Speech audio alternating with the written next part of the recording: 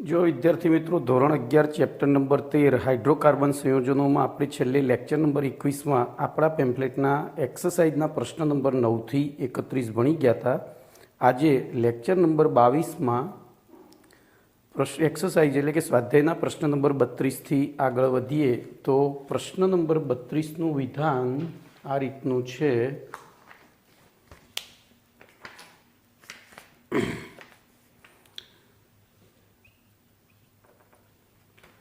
One two dimethyl benzene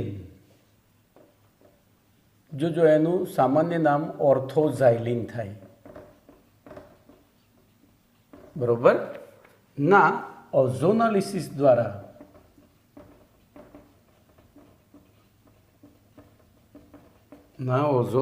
द्वारा प्राप्त थती निपजो जणावो। तो जो आपणे कशुं ज करवानुं नथी, आपणे जाणीए छीए एनो उपयोग करवानो छे बरोबर। तो ध्यान अहींया राखजो। अहींया पहेलुं तो 1,2 डायमिथाइल बेन्जीन दोरी काढीए। जो एना बे बंधारणों शक्य बनशे। 1,2 डायमिथाइल बेन्जीनना बे बंधारणों शक्य बने। कया बे? तो एक अहींया एक मिनिट हूँ पेम्पलेट प्रमाणे जाऊँ एटले तमने वार बोलो। एक में अहींया आ रीते 2 CH3 छे बरोबर। बीजा में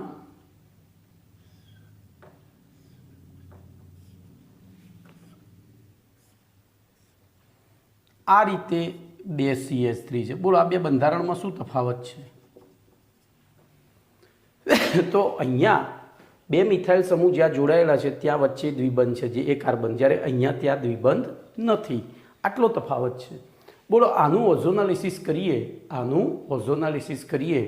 तो ओझोनालिसिस में O3Zn बोलो याद छे ने O3ZnH2O पहली प्रक्रिया आनी थाय। बीजी अहींया O3 अहींया तापमान हतुं याद छे ने पाछुं 100 ने अने द्रावक तरीके CH2Cl2 196 केल्विन याद आव्युं। तो 2 स्टेप में प्रक्रिया थाय। आपणे 2 स्टेप भेगा ज बताववाना छे। हवे जो पहला स्टेप में शुं थाय तो पहला स्टेप में अहींया पाइबंध तूटे। ध्यान राखजो, आपने खबर छे ए आ पाइबंध तूटीने त्यां झूंपड़ी बनती थी याद छे। तो जो हूँ अहींया आ थोड़ुं नानुं करी अने आपणे 2 स्टेप साथे पहलुं स्टेप एकलुं लईए CH2Cl2 अने 196 केल्विन। चलो अहींया शुं थशे तो आ बंध तूट्या जोजो एटले अहींया आ रीते ध्यानथी समजजो। बोलो बाकी बधुं एमना एम ज रहेशे CH3 बरोबर। हवे आ बंध तूट्यो एटले एक झूंपड़ी अहींया बनी ए आ रीते, पछी एक झूंपड़ी आ रीते अहींया बनी बरोबर अने एक झूंपड़ी आ रीते अहींया बनी। कम्प्लीट। जो आવું થાય હવે એનું આપણે ZnH2O બરોબર ZnH2O જળ વિભાજન કરીએ તો શું થાય? તો જળ વિભાજનમાં તમને ખ્યાલ છે, યાદ કરો। જળ વિભાજન કરીએ એટલે ટોપી ઉડી જતી હતી। जो અહીંથી આ બંધ નીકળી જાય હો ભાઈ, આ વચ્ચેનો બંધ નીકળી જાય કારણ કે બે સિગ્મા અને પાઈ બંને બંધ, આ બંને બંધ તૂટી જાય। જુઓ આ બંને બંધ તૂટી જાય એટલે આવું બંધારણ થાય। હવે જળ વિભાજન કરો એટલે અહીંથી આ ને અહીંથી આ જાય।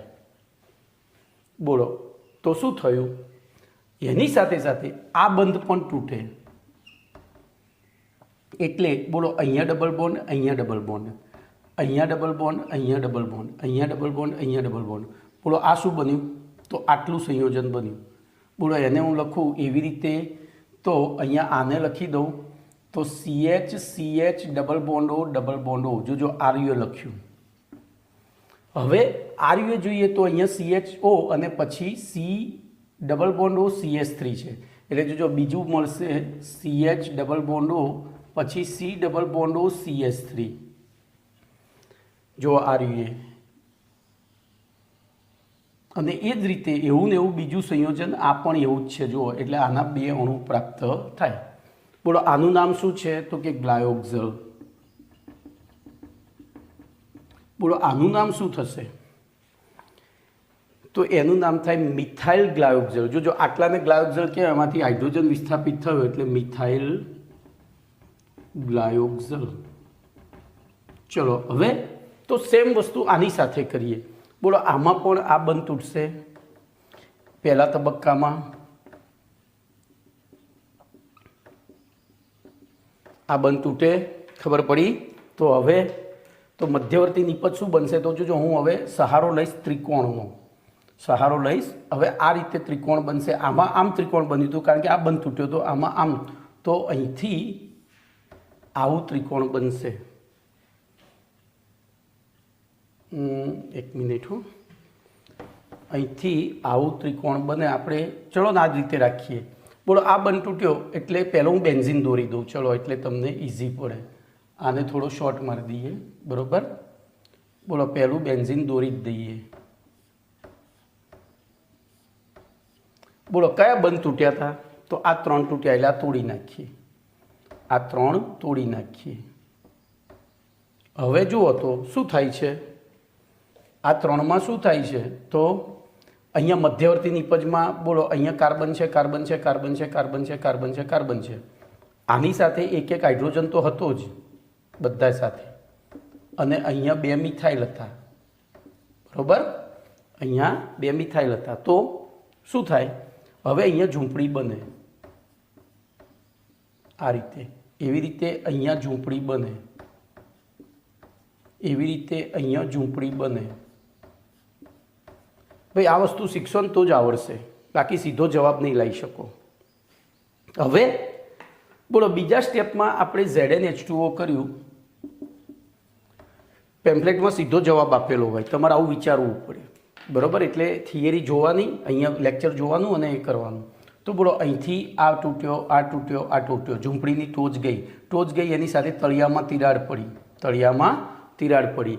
એટલે બોલો અહીંયા ડબલ બોન્ડ બની ગયો, અહીંયા બન્યો, એટલે એક અણુ આ થયો. જો અહીંથી આ બંધ તૂટ્યા છે, એ આ બંધ તૂટ્યા ને હું એ સર્કલ દોરું, જુઓ એવી રીતે અહીંથી આ બંધ તૂટ્યા છે, જોજો અહીંથી આ બંધ તૂટ્યા છે, અને એવી રીતે અહીંથી આ બંધ તૂટ્યા છે.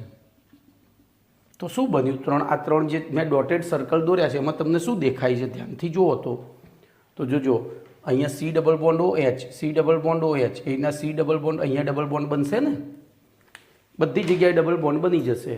એ આ O, આ ડબલ બોન્ડ, આ ડબલ બોન્ડ, આ ડબલ બોન્ડ, આ ડબલ બોન્ડ, પેલો બંધ તૂટ્યો એટલે. તો બોલો આ 2 શેના અણુ થયા? તો CHO CHO CHO CHO. તો અહીંયા હું લખી દઉં 2 HOC COH અથવા તો CHO, બરોબર? HOC આ રીતે જ લખીએ ને, ચલો ને એટલે ખબર પડે.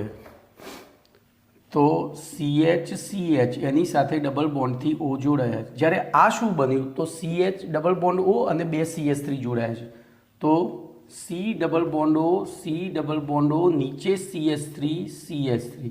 બોલો અહીંયા 2 અણુ ગ્લાયોક્ઝલ બન્યો, અહીંયા 1 અણુ બન્યો, તો અહીંયા 2 બન્યા. અહીંયા 2 અણુ મિથાઇલ ગ્લાયોક્ઝલ બન્યો, તો અહીંયા શું બન્યું? બોલો તો 1,2 ડાયમિથાઇલ ગ્લાયોક્ઝલ બન્યો. આ શું બન્યો? 1,2 ડાયમિથાઇલ ગ્લાયોક્ઝલ કમ્પ્લેટ. આનો 1 અણુ બન્યો, આના 2 અણુ, અહીંયા આનો 1 હતો ને આના 2 હતા. તો આમ ટોટલ કેટલી નિપજો મળે? તો 3 નિપજો મળે છે, બરોબર? ક્લિયર? કઈ નિપજો? 3 નિપજો મળે છે.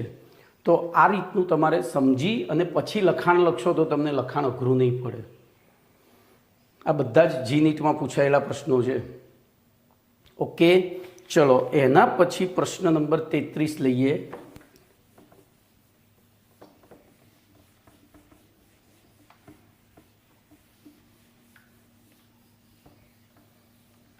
તો પ્રશ્ન નંબર 33નું વિધાન બોલો શું થશે? તો એ વિધાન આપણને શું આપ્યું છે જોઈએ. હવે તો જો પ્રોપીનની HBr સાથેની પ્રક્રિયામાં જો આખો પ્રશ્ન જ સમજવાનો છે, 2 બ્રોમોપ્રોપેન પ્રાપ્ત થાય છે.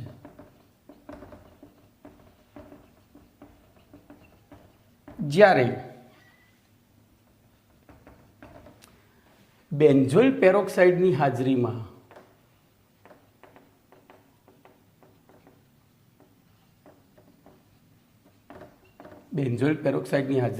પ્રોપીનની HBr સાથેની પ્રક્રિયામાં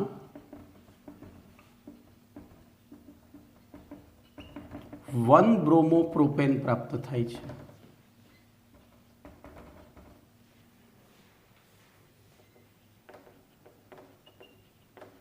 આ બાબત ક્રિયાવિધિ સહિત સમજાવો. તો આપણે ઓલરેડી સમજી ગયેલા છીએ. બોલો, માર્કોનિકોફનો નિયમ, બરોબર, ઓલરેડી સમજી ગયા છીએ. અહીંયા માર્કોનિકોફના નિયમનું પાલન થશે, અહીંયા પ્રતિ માર્કોનિકોફના નિયમનું પાલન થશે. અહીંયા બોલો કઈ પ્રક્રિયા થશે? તો ઇલેક્ટ્રોન અનુરાગી યોગશીલ પ્રક્રિયા થશે. જ્યારે આમાં મુક્ત મૂલકીય યોગશીલ પ્રક્રિયા થાય છે. એટલે તો એ બધું સમજેલા છીએ. તો આપણા પેમ્ફલેટનો પ્રશ્ન નંબર 42 અને 43 ભેગો કરીને લખી નાખવાનો. સમજ્યા? એવું હોય તો 42-43 નંબરનું લેક્ચર જોજો, એટલે તમને આવડી જાય. પ્રશ્ન નંબર 42-43માં જે સમજાવ્યું હતું એ જ વસ્તુ અહીંયા સમજવાની છે. ચલો, એના પછી 34મો પ્રશ્ન. તો પ્રશ્ન નંબર 34. તો 34નું વિધાન છે, જુઓ, આપણને કહ્યું છે નોર્મલ હેક્ઝેન, પછી બેન્ઝીન, પછી ઇથાઇન ની એસિડિક પ્રબળતા નો ક્રમ સમજાવો. બોલો, આવો પ્રશ્ન પૂછાય એટલે આપણો આર્ટિકલ આ થયો. બોલો, એના માટે શું કરવું પડે? તો 7મા પાઠમાં ભણેલી 3 વ્યાખ્યાઓ જોજો. પહેલી આર્હેનિયસ એસિડ બેઝ વ્યાખ્યા આપણા મગજમાં આવવી જોઈએ. તો જે સંયોજન સરળતાથી H+ નું દાન કરે તે પ્રબળ એસિડ. પછી બરોબર, જલીય દ્રાવણમાં H+ નું દાન કરે. સંયોજન જલીય દ્રાવણમાં H+ આયન મુક્ત કરે તે પ્રબળ એસિડ, તે એસિડ હોય છે. જો હું શોર્ટમાં લખું છું. પછી બ્રોન્સ્ટેડ લોરી. બોલો, જે સંયોજન પ્રક્રિયા દરમિયાન સરળતાથી H+ મુક્ત કરે તે એસિડ. અને છેલ્લી લઈએ લુઈસ. તો જે સંયોજન પ્રક્રિયા દરમિયાન સરળતાથી ઇલેક્ટ્રોન યુગ્મનો સ્વીકાર કરે તે એસિડ. બસ આટલું જ વિચારવાનું છે. આટલું વિચાર્યા પછી 3 બંધારણ દોરો. જોજો, આવા MCQ પૂછાય છે એટલે હું તમને આ રીતે શીખવાડું છું. તો પહેલું નોર્મલ હેક્ઝેન. બોલો, CH3 CH2 CH2 CH2 CH2 CH3. આ નોર્મલ હેક્ઝેન થયું. પછી બેન્ઝીન. તો બેન્ઝીનમાં પણ બોલો અહીંયા H છે, બરોબર. અને પછી ઇથાઇન. ઇથાઇન એટલે CH3 CH. જોજો, અહીંયા ધ્યાન રાખજો, અહીંયા ખાસ વિસ્તૃત બંધારણ જ દોરવાનું. C�ट्रिपल बॉन्ड CH. બોલો, હવે આમાંથી કોણ સરળતાથી H+? હવે પહેલું H+ વિચારવાનું અને પછી ઇલેક્ટ્રોન યુગ્મ વિચારવાનું, બરોબર.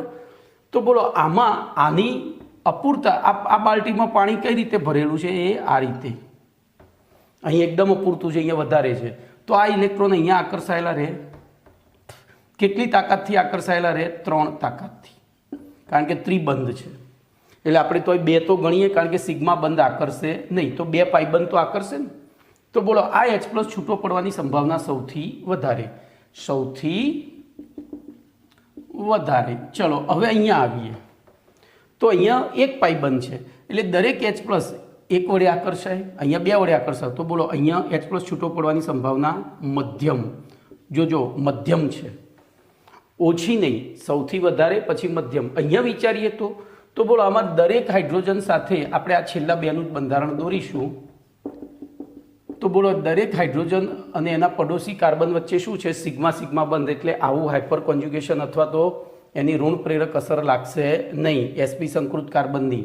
અહીંયા sp2 સંકૃત, અહીંયા sp ને અહીંયા sp3. તો આ sp સંકૃત, આ sp2 સંકૃત અને અહીંયા બધા જ sp3. બીજી રીતે તો હાઇડ્રોજન પરમાણુ જેટલો વધુ વિદ્યુત ઋણ પરમાણુ સાથે જોડાયેલો હોય એટલું હાઇડ્રોજન પરમાણુ જેટલો વધુ વિદ્યુત ઋણ પરમાણુ સાથે જોડાયેલો હોય એટલું સરળતાથી એ H પ્લસ મુક્ત કરે. તો આ બોલો સૌથી વધુ એસિડિક, આ મધ્યમ એસિડિક અને આ બિલકુલ તટસ્થ જ છે, આ તો એસિડિક છે જ નહીં. તો બોલો એમની એસિડિક પ્રબળતાનો ક્રમ શું થાય? એ આ રીતે થઈ જાય કમ્પ્લેટ. નોર્મલ હેક્ઝેન કરતાં બેન્ઝીન કરતાં ઇથાઇન વધુ એસિડિક છે. ઓકે, તો અહીંયા તમારો જવાબ જોજો, મેં 2 રીતે સમજાવ્યું. આપણે આ વિચારીને પછી આ વિચારવાનું છે. આ વિચારવું પડે એસિડિક પ્રબળતા માટે, અને H પ્લસ જે સરળતાથી દાન કરે એ બરોબર. ચલો એના પછી પ્રશ્ન નંબર 35. જોજો બધા પ્રશ્નોના જવાબ તમને આવડે છે. આ સ્વાધ્યાયના પ્રશ્નો છે એટલે આપણે બુદ્ધિથી જ જવાબ આપવાનો છે. પ્રશ્ન નંબર 35. બોલો બેન્ઝીનની ઇલેક્ટ્રોન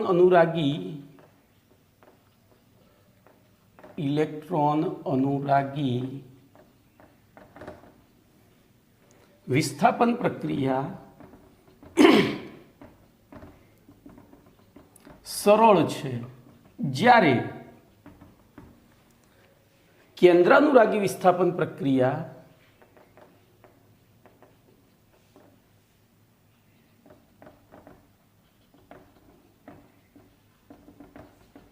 મુશ્કેલ છે. બોલો કારણ આપો.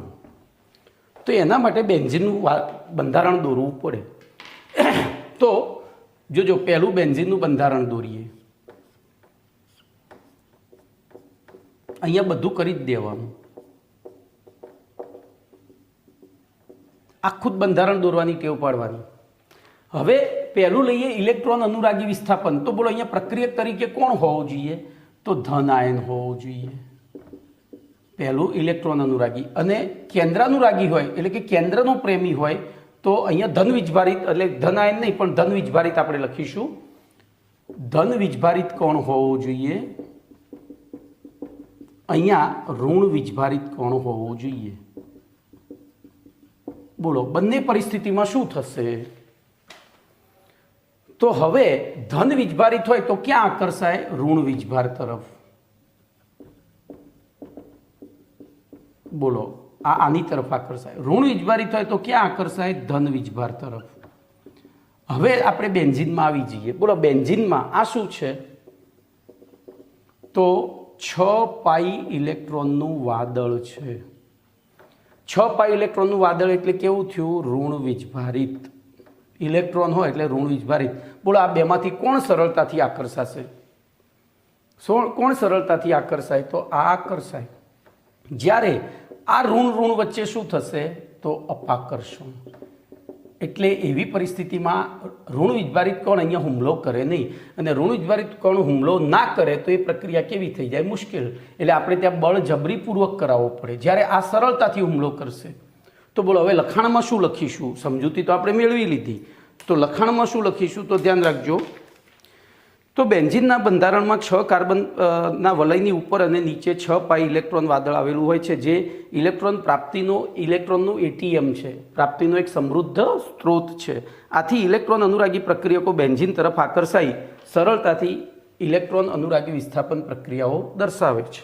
જ્યારે કેન્દ્રાનુરાગી પ્રક્રિયકો બેન્ઝીનના 6 ઇલેક્ટ્રોન વાદળ તરફથી શું અનુભવે છે? અપાકર્ષણ. એટલે સરળતાથી હુમલો કરી શકતા નથી. બરોબર. આથી તેની કેન્દ્રાનુરાગી વિસ્થાપન પ્રક્રિયાઓ મુશ્કેલ હોય છે. ચલો એના પછી પ્રશ્ન નંબર 62, બોલો આગળ પરિવર્તન મેં ચલાવી દીધું હતું, અરે સોરી 62 નહીં 36, ઇથાઇનમાંથી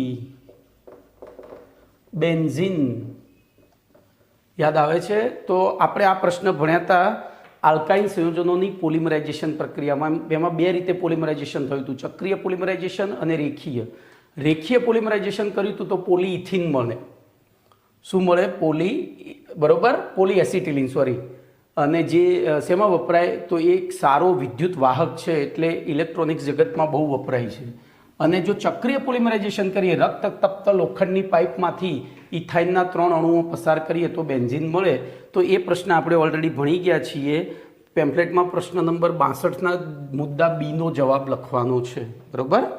ચલો એના પછી પ્રશ્ન નંબર 38, બોલો બેન્ઝીનમાંથી હેક્ઝેનમાંથી બેન્ઝીન આ પરિવર્તન જોજો. હવે આર્યુ ક્યાંય આપણે ભણ્યા નથી અત્યાર સુધી, બરોબર. અહીંયા આપણે આને ક્યાંય ભણ્યા નથી, બરોબર. તો એના માટે આપણે જો ક્યાંય ભણ્યા નથી એટલે ઓલરેડી ભણી ગયા છીએ.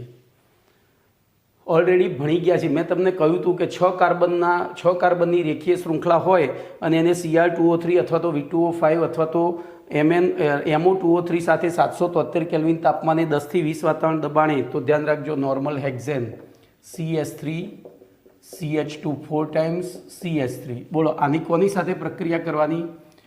Cr2O3 અથવા V2O5 અથવા MO2O3 773 કેલ્વિન તાપમાને અને 10 થી 20 વાતાવરણ દબાણે. આ પ્રક્રિયાનું નામ જ હતું એરોમેટિકરણ. આ પ્રક્રિયાનું નામ જ એરોમેટિકરણ. તો જોજો આ બધા જ હાઇડ્રોજનના ભૂખ્યા છે. કારણ કે એમાં એટલે જોજો એકચ્યુઅલી આ ઓક્સિડેશન પ્રક્રિયા છે. આ બધા આની અંદર ક્રોમિયમનો ઓક્સિડેશન આંક બોલો Cr2O3, પછી V2O5માં Vનો મહત્તમ, બરોબર. પછી MO2O3માં MOનો મહત્તમ, એટલે કે બધા રિડક્શન અનુભવવા તૈયાર છે. અને રિડક્શન અનુભવે તો અહીંયાથી શું લેવું પડે એમને? હાઇડ્રોજન. શું લેવું પડે? હાઇડ્રોજન. તો પછી શું થશે? શક્ય એટલા હાઇડ્રોજન, તો બધા કાર્બન ઉપર એક હાઇડ્રોજન રહેવા દેશે. અને એનું ચક્રીયકરણ થઈ જાય. જોજો એક હાઇડ્રોજન રહ્યો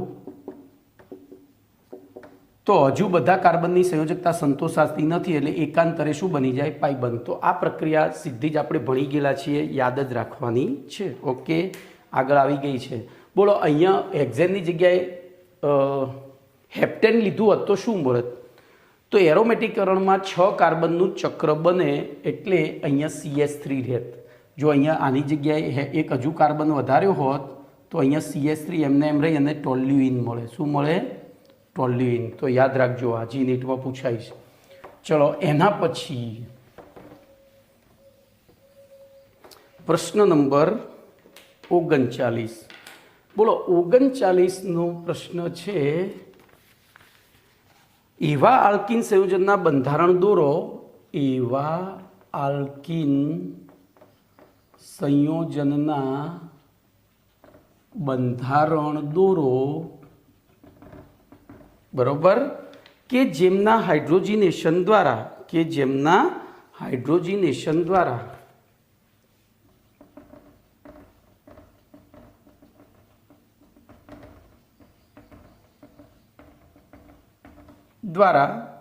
2-મિથાઇલ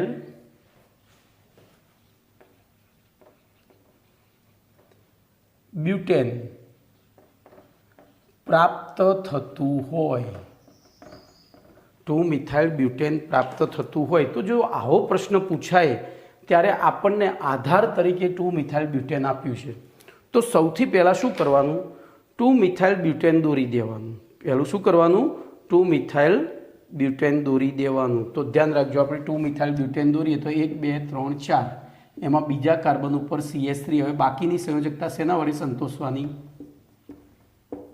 હાઇડ્રોજન વડે. બોલો આમાંથી આપણે શું દૂર કર્યું છે? તો કે H2. જોજો H2 ઉમેર્યો છે. આપણે શું કર્યું છે? હાઇડ્રોજિનેશન છે, ડિહાઇડ્રોજિનેશન નથી. તો પ્લસ H2 ઉમેર્યો છે શેની હાજરીમાં? તો આપણને ખબર છે H2 એટલે કેમિસ્ટ્રી જગતનું બચુડ્યું, તો પીડી પીટી કે નિકલ લેવું પડે, નિકલ લો એટલે ઉર્જા આપવી પડે. બોલો શું થશે? તો H2 ક્યાં ઉમેરો હોવો જોઈએ? તો જોજો અહીંયા દ્વિબંધ હોય, અથવા અહીંયા હોય, અથવા અહીંયા હોય, અથવા અહીંયા હોય. તો બોલો આપણે 5 બંધારણ દોરીએ તો CH2 ડબલ બોન્ડ C, પછી બોલો CH3 CH2 CH3 આ પહેલું બંધારણ, પછી CH3 C double bond CH2 CH2 CH3. તો જોજો આ બે એક જ બંધારણ થયા. આપણે વિચારવાનું બધું, પણ પછી છેલ્લે જોવાનું કે આમાંથી કયો જવાબ લખવો એમ. ચલો પછી તો પહેલાં આ બે બંધ થઈ ગયા. હવે લઈ લઈએ CH3 CH3 double bond CH CH3, અને ચોથું લઈ લઈએ CH3 CH3 અહીંયા H CH double bond CH2. તો કયા કયા 3 બંધારણ થાય? તો આ બે સરખા છે, જોઈ લો. આને અહીંયા લાવો ને અહીંયા લઈ જાઓ, એટલે આપણે આને કેન્સલ કરી દઈશું. બોલો તો પહેલાંનું નામ શું થશે? તો 2 મિથાઇલ બ્યુટ 1 ઇન. ચલો બીજાનું નામ શું થશે? તો 2 મિથાઇલ બ્યુટ 2 ઇન. ત્રીજાનું નામ શું થશે? તો ત્રીજામાં આ પપ્પા બની ગયો, એટલે આમથી નંબર આપવો પડે. તો શું થશે? 3 મિથાઇલ બ્યુટ 1 ઇન. બોલો કમ્પ્લીટ. તો આ 3 સંયોજનો થાય. ક્લિયર? આ 3 સંયોજનો થાય. બોલો ઓકે. ચલો એના પછી 40મો પ્રશ્ન જોઈએ.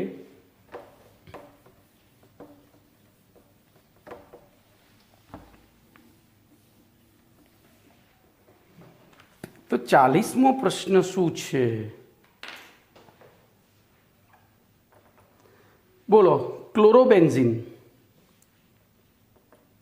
ક્લોરોબેન્ઝીન પછી 1,4 ડાયનાઇટ્રોબેન્ઝીન,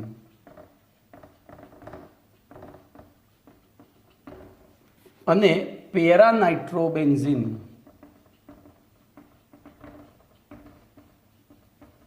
બરોબર ની ઇલેક્ટ્રોન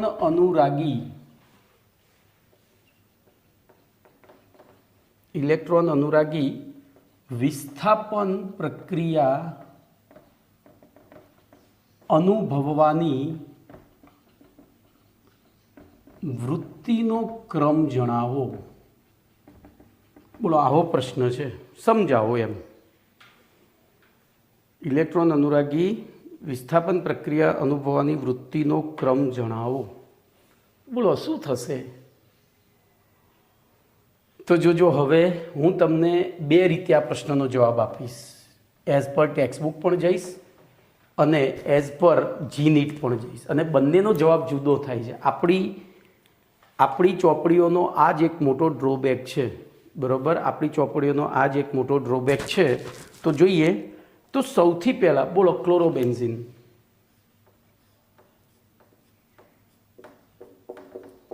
Cl, પછી 1,4 ડાયનાઇટ્રોબેન્ઝીન, તો NO2 અને NO2. ભાઈ જો કે અહીંયા જુદો જવાબ નહીં આવે, આ કારણ કે બધા એક જ સમૂહો લઈ લીધા છે એટલે. બોલો પછી તો પેરાનાઇટ્રોબેન્ઝીન. એક મિનિટ, પેરાનાઇટ્રોક્લોરોબેન્ઝીન છે. અહીંયા વચ્ચે ક્લોરો લખવાનું રહી ગયું છે. તો બોલો અહીંયા ક્લોરીન અને અહીંયા NO2. બોલો આપણે જોઈએ તો આમાંથી દાતા સમૂહ કયા? તો દાતા સમૂહ XNOR હતા. દાતા સમૂહ XNOR આપણા સિલેબસ પ્રમાણે. અને આકર્ષક સમૂહ કયા હતા? તો CSNO2. તો X અને NO2 જ છે. બોલો આ દાતા છે. આ દાતા છે તો અહીંયા ઇલેક્ટ્રોન ઘનતામાં શું કરે? તો ઇલેક્ટ્રોન ઘનતામાં વધારો કરે. શું કરે? વધારો. બોલો આ તો બે આકર્ષક છે. જુઓ NO2 એટલે પોતાની તરફ ઇલેક્ટ્રોન આકર્ષે, તો ઇલેક્ટ્રોન ઘનતામાં ઘટાડો કરે. શું કરે? ઇલેક્ટ્રોન ઘનતામાં ઘટાડો કરે. હવે આ દાતા અને આ આકર્ષક તો બોલો એકબીજાની અસરને નાબૂદ કરે, એકબીજાની અસરને નાબૂદ કરે. તો જોજો આપણે અહીંયા ઇલેક્ટ્રોન અનુરાગી વિસ્થાપન પ્રક્રિયા અનુભવવાની છે. તો બોલો આ ત્રણેય સંયોજનોમાં બેન્ઝીન ચક્રમાં સૌથી વધુ ઇલેક્ટ્રોન ઘનતા ક્યાં? તો અહીંયા ઇલેક્ટ્રોન ઘનતાનો તો ઇલેક્ટ્રોન ઘનતા અહીંયા સૌથી વધુ. કેમ? તો એને ઇલેક્ટ્રોન બેન્ઝીન ચક્ર તરફ પાસ કર્યા હતા. બોલો અહીંથી પોતે ખેંચી લીધા હતા તો સૌથી ઓછી, અને બોલો અહીંયા એકબીજાની અસરને નાબૂદ કરી એટલે મધ્યમ. તો બોલો આમાં સૌથી સરળતાથી કોણ ઇલેક્ટ્રોન અનુરાગી વિસ્થાપન પ્રક્રિયા અનુભવે? તો હું આને A B C કહું તો આપણે બોલો સૌથી સરળતાથી A અનુભવે, પછી બીજા નંબરે C આવે અને ત્રીજા નંબરે B આવે. બોલો કમ્પ્લીટ. એટલે કે સૌથી પહેલું સૌથી વધુ કોણ આવે? ક્લોરોબેન્ઝીન, પછી પેરાનાઇટ્રોક્લોરોબેન્ઝીન અને પછી 1,4-ડાયનાઇટ્રોબેન્ઝીન. હવે અહીંયા હું તમને આ જ વસ્તુ એડિશનલ કંઈક લખાવું છું જીનીટ માટે, જે તમારે યાદ રાખવાનું છે. બરોબર, જીનીટ માટે લખાવું છું, એ તમારે યાદ રાખવાનું છે. તો ધ્યાન અહીંયા રાખજો.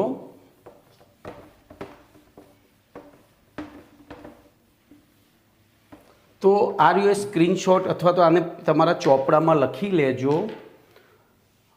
H પરમાણુની સાપેક્ષે વિવિધ ક્રિયાશીલ સમૂહોની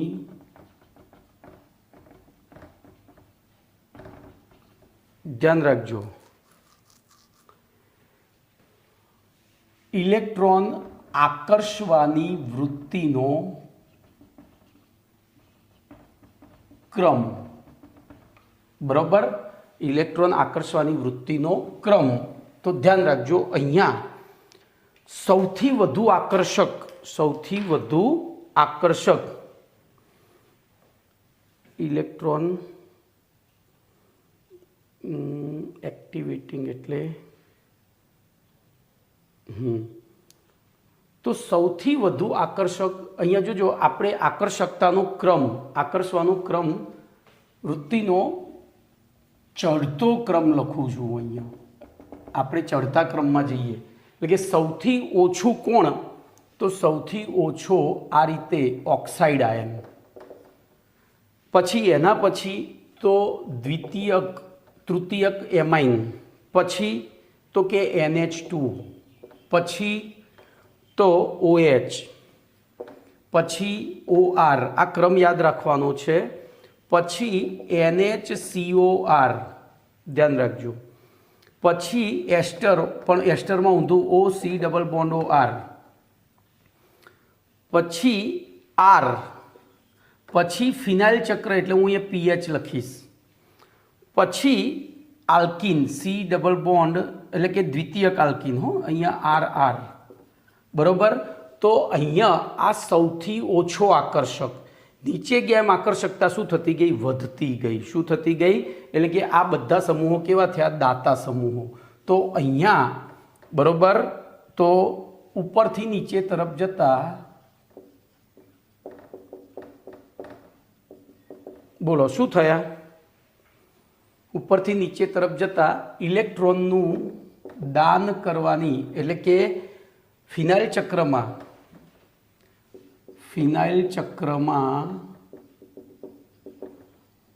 ઇલેક્ટ્રોન ઘનતા અહીંયા આની વૃત્તિ કેવી છે? સૌથી વધુ ઇલેક્ટ્રોન આપવાની છે. તો ઇલેક્ટ્રોન ઘનતા ઘટાડવાની એટલે કે પોતે ઇલેક્ટ્રોન આકર્ષવાની, કૌંસમાં લખીએ તો પોતે ઇલેક્ટ્રોન આકર્ષવાની વૃત્તિ બોલો વધે છે. આ પહેલું ગ્રુપ થયું. હવે H વચ્ચે આવે છે, મોડરેટ છે. Hના આધારે આપણે કરીએ છીએ. હવે એના પછી કોણ આવે? તો X. જોજો X પછી CHO, પછી C ડબલ બોન્ડ OR એટલે કે કીટોન, પછી C ડબલ બોન્ડ OR એટલે કે એસ્ટર, પછી C ડબલ OH,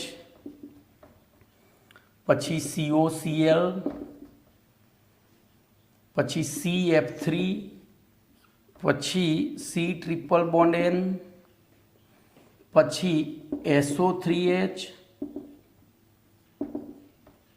બરોબર. એમની આ બધું પૂછાય છે ભાઈ, એટલે હું તમને આ બધું G-NEET માં પૂછાય છે. SO3H, પછી NH3+,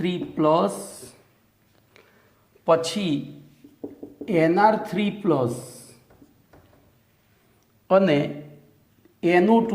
જોજો આ NO2 અહીંયા ક્યાંય દેખાય છે નથી, તો NO2+ કેવો થયો ખબર પડી? હા, તો આપણે જો આપણી ચોપડીમાં અહીંયા બે જ વસ્તુ યાદ રાખવાની છે. બોલો, આ બધા સમૂહ શેનાથી શરૂ થાય છે? તો C થી શરૂ થાય છે, પછી S થી, અને NO2 પણ છે. NO2 સાથે X અને NH3+, પછી NR3+, આ બધા કેવા છે?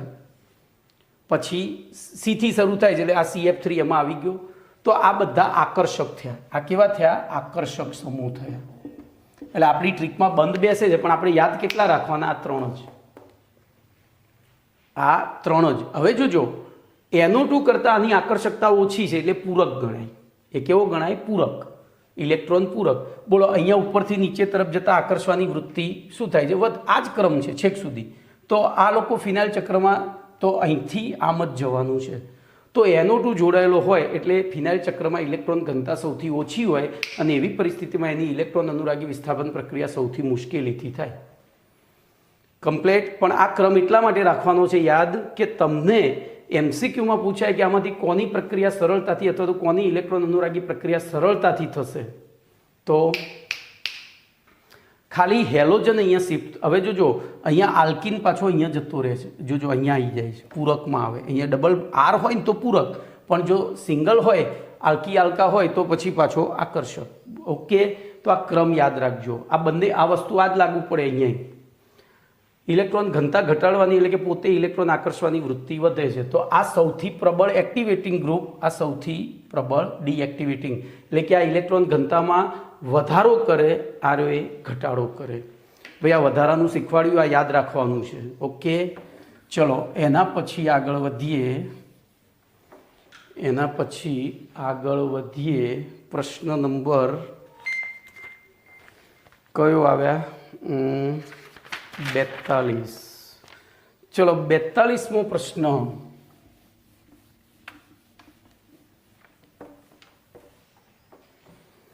તો 42મા પ્રશ્નમાં પણ એવું જ છે. બોલો, બેન્ઝીન, પછી મેટાડાયનાઇટ્રોબેન્ઝીન,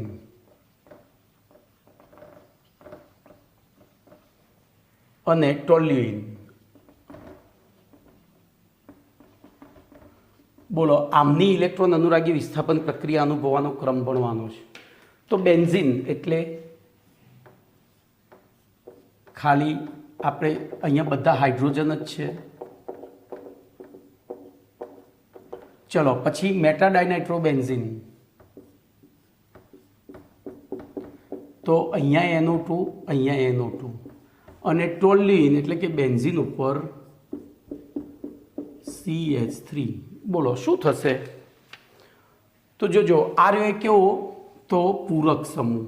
આ પૂરક એટલે કે ઇલેક્ટ્રોન ઘનતા વધારે. બોલો, આ કેવો? આકર્ષક સમૂહ. તો ઇલેક્ટ્રોન ઘનતા ઓછી, અને અહીંયા કોઈ ફરક પડ્યો નથી કારણ કે બધા હાઇડ્રોજન છે. તો બોલો, અહીંયા સૌથી સરળતાથી ઇલેક્ટ્રોન અનુરાગી પ્રક્રિયા ABC લખું તો કયામાં થાય? ભાઈ આ બધું વિચારીને પછી તમારે જવાબ તમારા શબ્દોમાં લખવાનું. આ રીતે લખવાનું કે બેન્ઝીન, નાઇટ્રોબેન્ઝીન અને ટોલ્યુઇનમાં, તો બેન્ઝીનમાં કોઈ જ વિસ્થાપિત સમૂહ નથી, જ્યારે નાઇટ્રોબેન્ઝીનમાં 2 NO2 ઇલેક્ટ્રોન આકર્ષક સમૂહ છે, તેથી તે ફિનાઇલ ચક્રમાં ઇલેક્ટ્રોન ઘનતા ઘટાડે છે. જ્યારે ટોલ્યુઇનમાં CH3 પૂરક સમૂહ છે. આથી તે શું કરે? બોલો, તેથી તે શું કરે? તો અહીંયા અચળ જ રહી ઘનતા. જોજો, અહીંયા વધારી, અહીંયા અચળ રહી કારણ કે કોઈ હતું નહીં, અહીંયા ઘટાડી. તો બોલો, હવે કોણ સરળતાથી ઇલેક્ટ્રોન અનુરાગી પ્રક્રિયા અનુભવે? તો C, N થી ઓછો A અને N થી ઓછો B. બોલો, કમ્પ્લીટ. ચલો એના પછી 43મો પ્રશ્ન.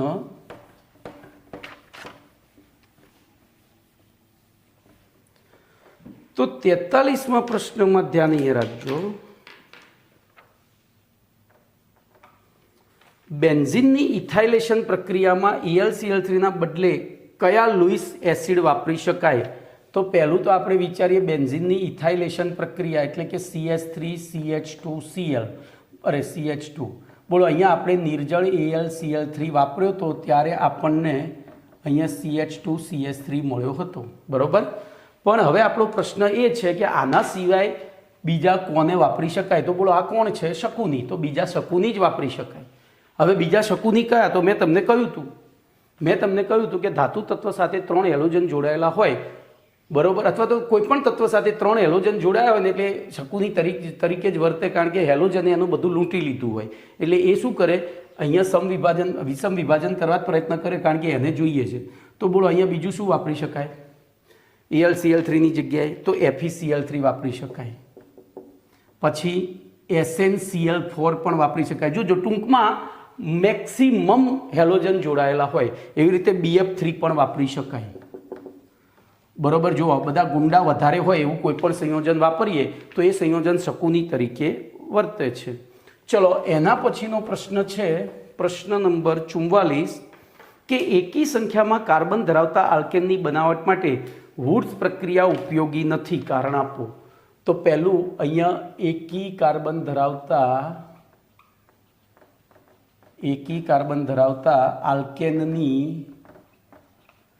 બનાવટ માટે વુડ્સ પ્રક્રિયા ઉપયોગી નથી, કારણ આપો. તો આપણે સૌથી પહેલાં તો વુડ્સ પ્રક્રિયા યાદ કરવી પડે. બોલો વુડ્સ પ્રક્રિયામાં આપણે શું કર્યું હતું? RCl એની કોની સાથે પ્રક્રિયા કરી હતી? તો નિર્જળ ઈથરમાં ઓગળેલા સોડિયમ સાથે. અહીંયા નિર્જળ ઈથર. બોલો શું થતું? તો આના 2 અણુ, તો આ 2 Cl અહીંયા જતા રહે, સમવિભાજન થાય, બરોબર. અને 2 Cl અહીંયા જતા રહે એટલે અહીંયા I2 વપરાય, -2NaCl થયા. હવે એવી પરિસ્થિતિમાં 2 R મુક્ત મૂલક પડ્યા રહે તો એકબીજા સાથે જોડાઈ અને શું બનાવે? બમણા કાર્બનવાળો આલ્કેન. શું બનાવે? બમણા કાર્બનવાળો આલ્કેન. તો આવી પરિસ્થિતિમાં ધારો કે અહીંયા આપણે એક જ કાર્બન વાપર્યો હોય તો બોલો નિપજ શું બને? CH3CH3, કારણ કે બમણા કાર્બન. બોલો ઇથેન વાપરીએ તો CH3CH2CH2CH3. પછી પ્રોપેન વાપરીએ તો 6 કાર્બન, બ્યુટેન વાપરીએ, બ્યુટાઇલ ક્લોરાઇડ વાપરીએ તો 8 કાર્બન. એટલે કે ટૂંકમાં અહીંયા એકી કાર્બનવાળું પેલું બનાવી શકાતું નથી. ઓકે, ચલો હવે બનાવવું છે તો આપણે પ્રયોગ કરીએ. ચલો એક એકી કાર્બનવાળું ને એક બેકી કાર્બનવાળું આલ્કાઇલ હેલાઇડ લીધું. બોલો આની 2 અણુ એની સાથે નિર્જળ ઈથરમાં પ્રક્રિયા કરી તો શું થશે? બોલો અહીંયા સમવિભાજન, અહીંયા સમવિભાજન. બોલો -2NaCl તો થઈ ગયો, પણ આના અસંખ્ય અણુ હોય, આના અસંખ્ય અણુ, એટલે પહેલાં તો આ 2 ભેગા થઈને શું બનાવે? CH3CH3. એવી રીતે આ 2 ભેગા થઈને શું બનાવે? CH3CH2CH2CH3. આના આવા અને એક આનો ને એક આનો ભેગા થઈને શું બનાવે? તો એકી કાર્બનવાળો મળે ખરો, પણ એ શુદ્ધ સ્વરૂપમાં મળે નહીં, કારણ કે એમાં અશુદ્ધિઓ ભળેલી હોય છે. બોલો કમ્પ્લીટ. તો અહીંયા હવે તમે શું લખશો? તો સામાન્ય રીતે વુડ્સ પ્રક્રિયામાં આલ્કાઇલ હેલાઇડની શુષ્ક ઈથરમાં ઓગળેલી સોડિયમ ધાતુ સાથે પ્રક્રિયા કરવામાં આવે છે. આથી આલ્કાઇલ હેલાઇડમાંના કાર્બન પરમાણુ કરતાં બમણા કાર્બન પરમાણુ ધરાવતું આલ્કેન સંયોજન પ્રાપ્ત થાય છે. હવે જો આ પ્રક્રિયા દ્વારા એકી કાર્બન ધરાવતું આલ્કેન સંયોજન પ્રાપ્ત કરવું હોય તો 2 જુદી જુદી એકી, બરોબર, એક એકી અને એક બેકી સંખ્યામાં કાર્બન ધરાવતા આલ્કેન સંયોજનો આલ્કાઇલ હેલાઇડ વચ્ચે વુડ્સ પ્રક્રિયા કરવી પડે. પરંતુ આમ કરવાથી બંને આલ્કાઇલ હેલાઇડની સ્વયંભૂ વુડ્સ પ્રક્રિયા દ્વારા બમણા કાર્બનવાળા એટલે કે બેકી સંખ્યામાં કાર્બનવાળા આલ્કેન અને બંનેની બોલો સ્વયંભૂની જગ્યાએ ક્રોસ એટલે કે સામસામે વુડ્સ પ્રક્રિયા દ્વારા એકી કાર્બનવાળું આલ્કેન પ્રાપ્ત થાય છે. આમ કેવી નિપજ પ્રાપ્ત થાય? અશુદ્ધ. આથી એકી કાર્બનવાળું આલ્કેન બનાવવા માટે વુડ્સ પ્રક્રિયા ઉપયોગી નથી. આ બાબત નીચેના ઉદાહરણ દ્વારા સમજાવી શકાય. પછી આ ઉદાહરણ લખી દેવાનું. ઓકે, તો હવે ભાઈ ખાલી પરિવર્તનો રહ્યા છે, એ પરિવર્તનો આપણે નેક્સ્ટ લેક્ચરમાં લઈશું. ઓકે, ઓકે, ચલો તો આટલે સુધી રાખીએ છીએ, બીજું નેક્સ્ટ ટાઈમ. ચલો એક બે પરિવર્તન લઈ લઈએ એટલે આવતા લેક્ચરમાં એટલું ઓછું થશે. બરાબર, પરિવર્તન એક બે લઈ લઈએ એટલે એટલું અત્યારે સમય છે. તો ચલો પહેલું પરિવર્તન છે પ્રોપેનમાંથી પ્રોપીન. પ્રોપેનમાંથી પ્રોપીન. બોલો શું કરીશું? તો પહેલાં બેના બંધારણ દોરીએ. CH3 CH2 CH3. ચલો એમાંથી બનાવવું છે CH3 CH double bond CH3. બોલો શું સીધે સીધા બે હાઇડ્રોજન દૂર કરી શકાય છે કે ના? તો પછી અહીંયા આપણે શું કરવું પડે? પહેલાં એક એવો પરમાણુ દાખલ કરવો પડે કે જે અહીંયા સરળતાથી દાખલ થાય અને પછી બીટા વિલોપન. તો બોલો હું અહીંયા Cl2H કરું તો શું થાય? Cl2H કરું તો શું થાય? તો જોજો અહીંયા આ મુક્ત મૂલકીય વિસ્થાપન છે એટલે આ 1 0 બન્યો, આ 2 0. તો અહીંયાથી ઉત્પન્ન થતો આ Cl મુક્ત મૂલક એ આની ઉપર હુમલો કરી અને ત્યાંથી એક H આને આપી દે -HCl. બોલો નિપજ તરીકે શું મળ્યું? આ રીતે મળ્યું. જોજો મેં આનો એક H છૂટો પાડ્યો તમને ખબર પડે એ માટે. પછી આની ઇથેનોલીય KOH સાથે પ્રક્રિયા કરવી પડે. જલીય KOH લઈએ ને તો શું થાય? સીધો OH અહીંયા દાખલ થઈ જાય, આપણે ભણી ગયા છીએ. તો ઇથેનોલીય KOH સાથે પ્રક્રિયા કરીએ તો Cl અહીંયા અને H અહીંયા -KCl -H2O. તો આ બે કાર્બન વચ્ચે દ્વિબંધ બની જાય, આપણને આલ્કીન મળી જાય. તો તમારે અહીંયા બધું લખવું પડે. આનું નામ, અહીંયા ક્લોરિનેશન, અહીંયા બીટા વિલોપન અને આ ત્રણેયના નામ લખવા પડે તો તમને માર્ક્સ મળશે. ચલો એવી રીતે બીજું પરિવર્તન છે બ્યુટેનમાંથી. જોજો બીજું પરિવર્તન છે બ્યુટેનમાંથી 2,2 ડાયક્લોરો. 2,2 ડાયક્લોરો લખવાનું રહી ગયું છે, ડાયક્લોરો બ્યુટેન. બોલો 2,2 ડાયક્લોરો બ્યુટેન. બોલો શું કરીશું? વિચારો તો, વિચારો. ઓકે, તો બોલો બ્યુટેન. આપણે 4 કાર્બન લીધા. બોલો એની પ્રક્રિયા કોની સાથે કરાય? 2,2 ડાયક્લોરો બ્યુટેન કરવું હોય તો શું કરવું પડે? તો 2 વખત ક્લોરિનેશન કરી દેવાનું. Cl2H. બોલો આ દ્વિતીયક કાર્બન છે, આ દ્વિતીયક છે, આ પ્રાથમિક. હમણાં ભણ્યા હતા એમ પહેલા તબક્કે ક્યાં હુમલો કરે? અહીંયા. હવે ફરીથી કરીએ તો બોલો Cl2H ફરીથી કરીએ તો હવે કયા કાર્બન ઉપર જાય? તો જોજો અહીંયા ધ્યાન રાખજો, આની ઋણ પ્રેરક અસરના કારણે આ H+ છૂટો પડવા આતુરતાથી રાહ જોતો હોય. બરોબર, એની ઋણ પ્રેરક અસરના કારણે આતુરતાથી રાહ જોતો હોય તો બીજો ક્લોરીન ક્યાં દાખલ થાય? ત્યાં જ દાખલ થાય. બીજો ક્લોરીન ક્યાં દાખલ થાય? ત્યાં જ દાખલ થાય. એટલે હવે આપણને અહીંયા નિપજ શું મળી જશે? CC બરોબર. તો 2 વખત ખાલી ક્લોરિનેશન કરવાનું છે. ઓકે, તો બસ હવે આટલે સુધી રાખીએ, બીજું નેક્સ્ટ ટાઈમ. ઓકે.